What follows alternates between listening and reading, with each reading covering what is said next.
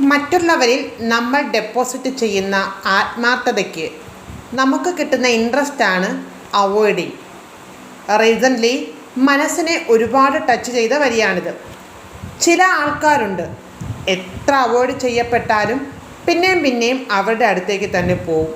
അതേസമയം self റെസ്പെക്റ്റിന് value കൊടുക്കുന്നവരുണ്ട്. അതത്രയും നല്ല കാര്യം തന്നെയാണ്. പക്ഷേ ചില കാര്യങ്ങളിൽ ബോൾഡ് ആവാൻ പറ്റാത്തവരുണ്ട്. Once you feel avoided by someone never disturb them again എന്നാണ്. പക്ഷേ അതിന് കഴിയുന്നില്ല. അപ്പോൾ പിന്നെയും ചെല്ലുന്നത് ഒരിക്കലും ഡിസ്റ്റർബ് ചെയ്യാനല്ല, ഇഷ്ടക്കൂടുതൽ കൊണ്ടാണ്.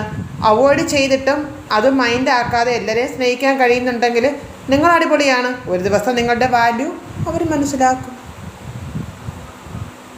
ലാ ലാ ലാ ലാ ലാ ലാ ലാ ലാ ലാ ലാ.